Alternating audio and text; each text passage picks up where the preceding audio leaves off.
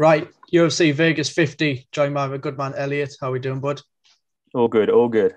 Very good. Just quickly touch on that last one. Just sum up for us how you fought because you told us before that fight card, UFC 272, that was one of your most anticipated of the year. Did it live up to it for you? No, I'll be honest. No, I didn't. Only because of the main event. It happened. What happened happened. Everyone's kind of expecting it, but I thought it'd be a bit more feisty as opposed to Colby just wrestling him for pretty much the whole 5 rounds. I was Yeah. hoping for a little bit more like exchanges, but you know what, it is what it is. It was still fun, I suppose. Yeah, pretty decent card all in all. I think maybe that last round left a sour taste in a lot of people's mouths. It was a pretty decent fight up until then, but then obviously, no, I don't want to say Kobe played it safe, but he obviously avoided the danger in that last round and just sort of nullified Jorge. And I think when a fight ends like that, it sort of leaves you on a bit of a low note. Whereas if it was the other way around and they started like that, but then it picked up, you'd probably think it was a much better fight. But it is what it is. Fair enough to call. We got it done. Yeah, not a bad fight, but we move on. We move on. UFC Vegas 50. What we're thinking about this one? I mean, it's flying under the radar a bit, especially one of those where it's sort of in between pay-per-views. It's obviously a week after a big card like the Kobe Jorge one.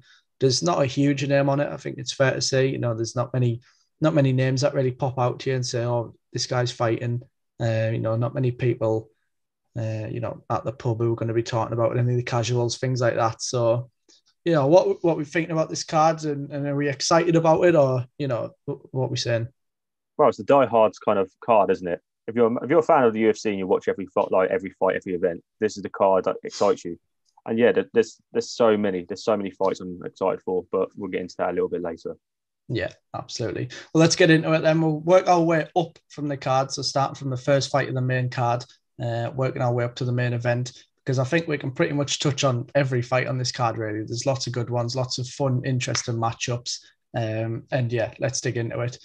The first fight, ridiculous matchmaking. Alex Pereira versus Bruno Blindado Silva. Obviously, we've followed Bruno for a long time because, ever since he sort of came into the UFC, he's been nice enough to give us some of his time, and we spoke to him quite a bit, done a few interviews with him, done another one for this fight. If you want to have a look at it on the website, quick plug. And obviously, everybody's followed Alex Pereira for a long time as well because he's the guy that knocked out Israel Adesanya in kickboxing. He beat him twice in kickboxing, and he recently moved over, kicked off his UFC career with just a casual, sort of flying, jumping knee, whatever you want to call it, KO, as you do. Um, I mean, this is just when I seen this fight get announced, I thought that's brilliant matchmaking because I think they're trying. Obviously, it's an amazing fight, but it's also a big one for Alex Pereira because he can probably justify jumping into the rankings with a win over Bruno because Bruno is coming off just a bunch of knockout wins. The man can't be stopped. He's been unbelievable since he came to the UFC. So I thought great matchmaking. But when Bruno was talking to the media before this fight, just yesterday, I believe, he actually claims that about 15 people turned down Alex Pereira, and that's why it landed on Bruno's plate. So obviously, I don't know how accurate that is, but that's what Bruno says. It wouldn't be too surprising. I wouldn't want to fight Alex Pereira. I mean, do you believe that? You think that many middleweights turned him down? I think there'll be a lot. Yeah, 100%. Yeah, yeah, not a guy that you want to fight, but Bruno Silva will fight absolutely anybody. We know that. So I don't know how you even begin to pick who's going to win a fight like this. They're both just absolute machines. It's going to be obviously a stand-up fight. Can't see this one going anywhere near the ground. It's a case of who's the better stander and who's going to be able to land that knockout blow. Can you even begin to predict how this fight's going to go, or do you just think it's going to be carnage? Yeah, it'd be carnage because the easy route would be, oh yeah, Pereira's a kickboxer, but as we've seen with Barboza versus Gaethje, it doesn't matter if you're like a skilled striker on kind of on like reputationally speaking. But Bruno Silva is he'll welcome the fight. He'll welcome a stand up war because as we've seen, he's happy to get into these hard positions where he's really got to work for it and then deliver that final blow and finish a fight just like that. I really can't call it. I mean, I think Pereira's the favourite, which you can understand from his reputation, which Mhm. obviously he's of course earned that reputation. I can't call it. I'm not going to bet on it like I do with every fight. I'm just going to sit and watch it because it's either going to be a complete war between the two, or it's going to be such a technical, calculated fight. Yeah, they're going to kind of operate their game plans. But either way, it's going to be so tense as well because one punch could end it all. I know it's a bit of a cliche, but or kick or knee or elbow, flying knee, yeah. Yeah. I think, as you say, there's not a fight that you'd want to bet on, but I think if I had to put a bet on it, I would win 100%. I've got the lock. I've got it because all you do is say fight doesn't go the distance. That's it. And I just don't see it happening. Neither guy is going to want to go the distance. What I do think will be interesting is if the fight does get out the first round, how it'll look after that. Because I feel like Alex Pereira will probably come on quite strong, but a fight that sort of makes me think that Bruno might have a bit of an edge. Obviously, he's got the MMA experience by a mile. But if you think about the Andrew Sanchez fight, where Andrew Sanchez opted to wrestle and try and nullify his standing for a long time, and then it was after about 13 minutes of hard grappling and struggling, Bruno just turned the tide and knocked Andrew Sanchez out. So it just shows that he's got that conditioning. He's ready for the MMA rounds. He's been in there. Alex Pereira is obviously someone who's not really had that yet. So it could be a crazy first round and not go past that. But if it does go past that first round, it could get very interesting. And hopefully we get to find out a little bit more about Pereira because obviously we've only seen him the once in the octagon. Fights before that in the LFA, which isn't, the competition that the UFC is. So, yeah, hopefully we get to see a bit more of him. But, yeah, that's a fun one. Great way to start off the card. That just sets the tone. And then a guy after that who, also loves to set the tone. Terence McKinney stepped in on short notice to fight Drew Dober. I mean, I'll let you start. Do you want to talk about Drew Dober or Terence McKinney first? Because I love both of these guys, to be honest. Yeah, so with Drew Dober, I think Joe Rogan said it on one of his podcasts or in a live broadcast that he's the most underrated fighter in the UFC, which you can see why. I mean, he's always ready. He's all round brilliant. And his opponent, McKinney, I think he's coming off like 2 first-round finishes or even 3. I think might even be 5, but 2 in the UFC, yeah. But obviously a few before that, yeah. Oh yeah, his form is ridiculous. I'm surprised he's kind of this low down on the card, that he's not had his kind of spotlight yet, because in his interviews he's always game for anything. He's wished for this fight for quite a while. He mentioned on Instagram, someone shared it to him on Instagram, that he said like a few years back he wanted this fight. I can't wait. This one's going to be just as far as the last one. And again, you just can't call it because the way McKinney's going, he wants to be a champion. He's been quite vocal about that, and you can really see it. I think, especially like he's had like submission wins and knockout wins. Yeah, 100%. That's the thing. It's everybody was thinking he was this amazing striker that was coming in. Obviously, came to the UFC, knocked out Matt Frivola in 7 seconds. He knocked him out with a right hand. So everybody thinks he's a striker, and then comes in to fight for RCM. Just takes him down, mounts him, smothers him, submits him. He looks the full sort of package. And I think he's sort of hitting that prime now of, he's matured a bit, but he's got the athleticism of a young lad. And really excited about him.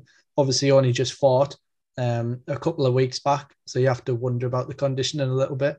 Drew Dober is the one that's been preparing for a fight this week. Terence hasn't, but, you wouldn't take the fight unless you were confident to win. So, I mean, Drew's last fight was it the Makachev one, or did he squeeze a fight in that I've forgotten about since then?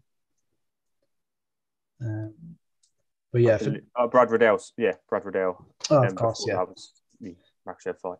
Yeah, poor Brad Riddell. I always forget about his fights for some reason, even though everybody loves him. But yeah, as you say, tough to pick a winner for that one. Impossible, actually. I'm not even going to bother trying. That one has more chance of going the distance, at least. That's all I can say about that one. But maybe not. Who knows? Terence McKinney, like we say, 5 first-round finishes in a row. So not just finishes, first round, which is ridiculous. So, yeah, good fight. Jumping up in weight a little bit, light heavyweight division, two big boys, Khalil Roundtree, Carl Robertson. Obviously, we spoke to Carl. There's interviews on the YouTube channel. He's extremely confident. He is coming off a couple of losses, but he feels like he sort of made the right adjustments. He feels like he's a good matchup for Khalil. Thinks that Khalil's sort of shown shown a sort of hesitancy to maybe, don't know what the right word is that you'd use, but sort of crumble sounds a bit bad. But he's shown in fights that he's maybe given up from time to time, and he's not always been the most consistent fighter as Roundtree. So he just feels like he can come in, be on point, and take him out. But yeah, as I say, another tough one to pick. Obviously, you must have seen Roundtree's last fight against Modesto. Do you want to say his name for me? Budescus, something like that. I know who it is, and I won't be able to pronounce it. I'll make it even. I'll probably be on the borderline offensiveness, for how bad. Yeah, the guy from Cage Warriors who is now being cut, unfortunately. But yeah, obviously that horrific oblique kick that injured his knee. So yeah, any sort of thoughts on the matchup for this one, or how you feel about who could win that one? I think normally when you see someone win by kind of that weird stomp onto the knee, you immediately think, okay, he's going to do it again, because it's just so devastating. But then I was going through Carl Robinson's record, and it's like he's lost to like Vittori and I think like Glover Teixeira, which is a bit unfortunate because it just says a loss on your record. But when you look into it, it puts into context that these are not like everyday fighters he's losing against. He's losing against the very, very best. So yeah, and then, like we said with the last two, I think it's going to be super close. I think there's no solid favourites in these fights, I think. Yeah, it's one of them as well. Like if you're for both of these guys in their shoes, you think, in your mind, you're going to think you're a lot better than your record shows, like you just mentioned. But these are the fights that you have to win to prove that. You can understand the losses to the Glovers and the Vittoris, but from Robinson's point of view, a guy like Khalil Roundtree, if he does want to be up there, he has to beat him, and it works both ways as well. So a bit of a must win, really, because these guys don't want to take another step back because they've already taken a couple in the UFC career. So those are usually the fun ones, backs against the wall. And another one where the fight could be over in an instant as well. So we could easily be heading into 3 KOs in a row and wondering who's going to get them bonuses. And again, the next one is just absolute fireworks again. Sadiq Youssef versus Bruce Leroy Sequeires. Again, this is just such a fun matchup. Bruce Leroy, I don't know what to make of Bruce Leroy. Every time I start to think he's probably no good, he starts to prove me wrong again and go on a run. And then when I start to think he's good, he sort of goes the other way again and starts to dip. A little bit inconsistent, but he's fought, pretty much the best of the best. And for someone like Sadiq, he was sort of looked at as that next big thing coming up. But unfortunately, he ran into Arnold Allen, who was obviously an absolute monster. And that was his loss last year. And he's taken some time since then to come back. Who have you got in this one? How do you see this fight going down? If I had to pick right now, I'd probably go for Youssef, because I think with Caceres, his recent performances, I believe his last one was a submission. Against Choi Sang-woo. And if I remember, I'll dabble. If I remember, it wasn't the most convincing win. Even though it was a submission, it wasn't like he was dominating. I'm pretty sure he got caught a few times. But I think with Youssef, if he manages to just get that opening, I think he's going to kind of really go for it, because he's this young up and coming talent, and you don't want to kind of, not charge your opportunity, for lack of better words, And like you said, Caceres is like, he'll win 2, lose 2 kind of guy. Yeah. I mean, it's a fun fight. I think Dana White always goes on about how fun he is and things like that. I think it's a less of a close fight as the others, though, in comparison. Yeah, I agree. And as you sort of mentioned, with Bruce Leroy being that sort of fun guy who wins some, loses some, I think he's 33 years old now. You get to that point where you say, like, I either need to put a run together or, maybe change something up or think about what I'm doing. He doesn't want to keep going back and forth as he sort of gets to the end of his prime, you'd think, based on his age anyway. And he's had plenty of fights, plenty of mileage. So, he's put some good performances together his last few fights. Obviously in his wins, but yeah, I think he'd be hoping to maybe string a couple together and now, or it might be time for a different conversation. But yeah, for Sadiq, a little bit like what I said for the last fight, it's one of them where he has to expect for himself to win. If he wants to get to where he wants to be in that division and be as good as he thinks he is, Bruce Leroy, with all due respect, is somebody that you should be beating if you want to be at that level, that sort of top 10 level. So it's a good opportunity for him to put on a show, stand up fight and get a good win. So that's 4 fights from the main card, and I think that's probably 4 knockouts, 4 fight of the night potential winners, and then we just head into the 5th fight. The co-main event, Marlon Moraes versus Song Yadong. It doesn't slow up, does it? And especially with the bantamweights who are just absolutely ferocious. The more I look at this matchup, the more I love it, to be honest. Marlon Moraes has massively got his back against the wall. I actually feel a bit bad for him because there's not really ever a Marlon Moraes fight where you watch him and think, oh, he's no good. He looks like an absolute monster every time, but we've just seen him fade one too many times and get caught. And, you look at who he's been beaten by, the Corey Sandhagens and Henry Cejudos, and that. He's fought the absolute best. So I'm not ready to count him out just yet, even though he's on a terrible run. And they are all sort of KO losses. It's against the absolute best. And I do think he's definitely still a force to be reckoned with. But at the same time, it feels like they're sort of setting Song Yadong up for his sort of coming out party as well, to sort of give him a good name and a good performance, which it could well be. How do you sort of see this fight going down? Yeah, a million miles per hour. Like we saw, I think it was the first round of Moraes' last fight against Merab Dvalishvili, Yeah. which I think Dvalishvili, I think he is next champion or future champion, I should say. So it's no real, worry about losing to him. But yeah, Moraes came out. I think he was like dominating the first like few minutes. I think he almost won the first round by knockout. Destroying him. Yeah, he was destroying him.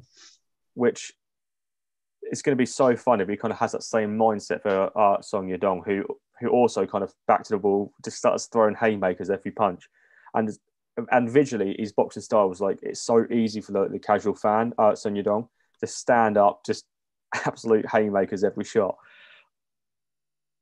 You can't. It's hard to call because if you look at Moraes' form, you go, yeah, Song Yadong is probably the favourite, I'd imagine. But like we said before, you can't.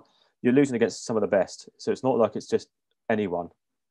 It's another one, another fight which you just look at and think fireworks. There's no way that's going to be like a slow-paced wrestling match. Yeah, I totally agree. I'm just repeating myself the whole way through this card, but I do feel like every fight's at a sort of similar position. And again, it's one of them where Song Yadong, a lot of people think that he's the next big thing coming out of Team Alpha Male, which literally just breed champions, especially at the bantamweight or that sort of division. They're just the kings of little people. So he's that next sort of guy. It's been a little while since I've had the next champion sort of thing from there. He's that guy. So I feel like it's a really interesting one because, again, if you want to be a champ or right at the top, you have to be expecting to beat a guy like Marlon Moraes at this stage of his career, but it's no easy task. That one could go either way. I think that one could be crazy as well. And if Marlon Moraes wins it, I won't be too surprised. Probably the type of person who, if you'd like to bet on live dogs, I think Marlon Moraes in this situation is probably one of them where you say, I think he could land the knockout actually. But again, 5 for 5 here. There's all of them. There's probably going to be a snooze fest now. We're going on about it like this, but I can't see it. I can't see it. Right, main event time then. This is an interesting one. So Thiagosantos versus Magomedankalaev. Great matchup, really. I want to get your thoughts on where you think Thiagosantos is at the minute, because he was one of the best fighters in the world, certainly in the division. Yeah, that split decision loss to John Jones, and he had horrific knee injuries. The way sort of believe it was he blew both his knees out, and he just hasn't really looked the same ever since. Hasn't really had that explosiveness, that sort of fitness that he had. He's looked okay. It's not like he's been getting finished or beaten by scrubs or anything, but he's definitely slowed down since then. And he's for just fighting the sort of a guy in the opposite trend, on the up and coming, knocking people out. Looks like a beast, Ankalaev. What do you make of where Thiagosantos is at the minute? And yeah, what do you sort of think about him? Well, look, he's 38 now, and he's kind of slowed down a little bit. Not in terms of his, what you said, not in terms of his his performances. Well, no, that's a bad word. For example, he's not getting the wins in fantastic style. He's doing it through, just doing enough. where I believe it was his Johnny Walker fight, which wasn't the greatest fight you've ever seen. Everyone's expecting fireworks. And I think it's dated quite badly considering Walker's recent controversies and things like that. Mm-hmm. Whereas Ankalaev is I think it's like a worst matchup for him as possible. Someone who's going to pounce at him, not show him any respect, and want to try and get a finish quite like straight away. So it all depends on how Santos reacts, as opposed to how he's going to, kind of go for the game plan. It's all about reactions, I think, because Ankalaev definitely will put the pressure on straight away. Yeah. I think, we've spoke a lot about all these fights and how they could all go either way. Obviously, this one could go either way. Two very explosive people, depending on which Thiagosantos shows up. But I think out of all the fights we've been through, this is my most confident pick that Ankalaev gets the win here. And I think this is probably, don't know if I want to say coming out party. I'm not quite sure if beating Thiagosantos at this stage in his career will do that for him, but it's a main event. It's a big fight. It's obviously his biggest fight yet. I definitely think Ankalaev will have a lot of people talking after Saturday night. You look at some of his performances. For anyone that's wondering, he's the guy that had that very weird fight against Leon Kutalaba, where he immediately looked like he rocked Kutalaba. Kutalaba started doing the robot and acting like he was really hurt. So the ref stepped in and stopped it, and Kutalaba was totally fine. He said he was joking. But then they fought again, and he just knocked Kutalaba's clean out and left no questions on that. His one loss is to Paul Craig. He was beating Paul Craig and he tapped out with 1 second to go in the last round. So that has got to still bug him to this day. I would actually like to see them run it back. But yeah, really, we've never seen anyone outclass Ankalaev. Most people pretty much everyone's been destroyed by him. So I think Thiagosantos might have been fed to the wolves a bit on this one. And Ankalaev might be the next big thing. And I think that division needs it as well, if we're being honest. Light heavyweight's not the best. So yeah, exciting. Out of all them fights we've been through then, who's going to get fight of the night? The fight of the night, I think it will be Marias versus Song Yadong. Just because the styles match up perfectly, it's going to be such an easy watch for the casual. Mm-hmm. It's either going to be that or Bruno Silva Pereira. It's got to be one out of them two. And then if we're talking about individual kind of stand-up performance, if McKinney gets the win, it's got to be him. It's got to be him. If he manages to finish Drew Dober on like 2 weeks' notice or whatever it is, we're going to see a lot of hype around McKinney, even more, I should say. Yeah, that would be absolutely huge, 100%. Right, nice one. Looking forward to this one. Genuinely, again, it's one of them where you see it on the calendar. It's not one that you really circle. But then when you look into the fights on the card, you actually think, well, this could be one of the best cards of the year, really. It's often the bigger events, like we've often seen, that don't really live up to it. I really don't see anywhere this card isn't absolutely amazing. Particularly the main card. There's a couple of decent ones on the prelims as well. But I'll down a bottle of Proper 12 on the next episode if it doesn't go to plan, but I don't see it happening. And next week, we'll break down just a little card, UFC London. Don't know if you knew it was going on. We'll is it? Talk about that next week. And we might be attending it as well.